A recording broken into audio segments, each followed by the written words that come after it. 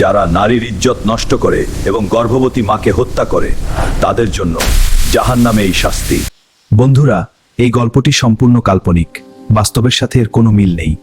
এটি শুধুমাত্র সচেতনতা ও শিক্ষার জন্য তৈরি করা হয়েছে। আল্লাহ, আমার সন্তানকে সুস্থ রাখো। আল্লাহ, আমাকে বাঁচাও, আমি গর্ভবতী। তোমার স্বামী সুদের টাকা দিতে পারেনি, আজ তোমাকে শিক্ষা দিব। সুদের টাকা না দিলে এই শাস্তি পাবে।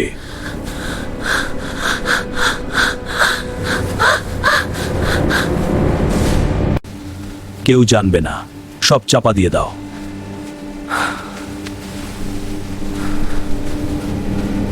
নাদিয়া কোথায় গেল?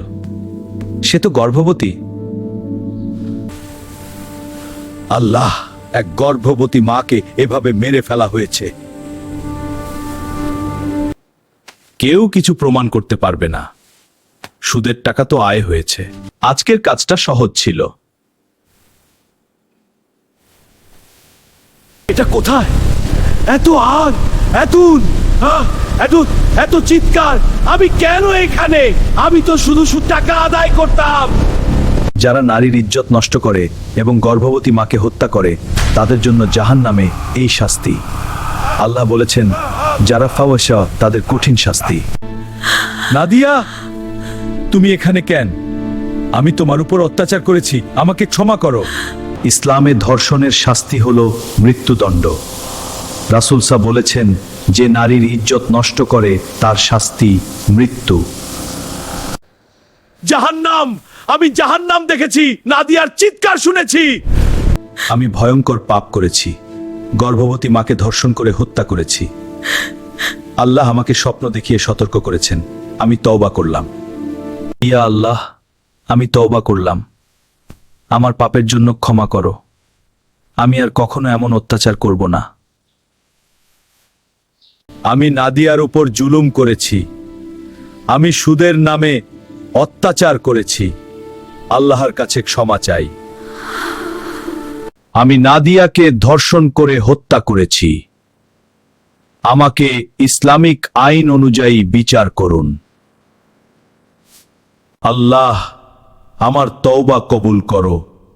আমি দুনিয়াতে বিচার চাই যাতে আখিরাতে শাস্তি কম হয়। আমি নাদিয়াকে ধর্ষণ করে হত্যা করেছি, সুদের নামে অনেক মানুষের উপর জুলুম করেছি। আল্লাহর কাছে এবং তোমাদের কাছে ক্ষমা চাই। তুমি এক গর্ভবতী মাকে এভাবে মেরে ফেলেছ, ইসলামের শাস্তি কি? ইসলামে ধর্ষণ ও হত্যার শাস্তি হলো মৃত্যুদণ্ড। রাসূল সাল্লাল্লাহু বলেছেন, যে নারীর ইজ্জত নষ্ট করে তার শাস্তি মৃত্যু। আমি নাদিয়াকে ধর্ষণ করে হত্যা করেছি, আমি শাস্তি চাই। আল্লাহর আইন অনুযায়ী বিচার করুন। ইসলামিক শরিয়া অনুসারে ধর্ষণ ও হত্যার অপরাধে তোমার শাস্তি মৃত্যুদণ্ড। আল্লাহর হুকুম মানা হয়েছে। ইয়া আল্লাহ, আমি যে পাপ করেছি তার জন্য ক্ষমা চাই। দুনিয়াতে শাস্তি পেলেও আখিরাতে যেন ক্ষমা পাই। আমি অন্যায় করেছি, আল্লাহ আমাকে ক্ষমা করুন।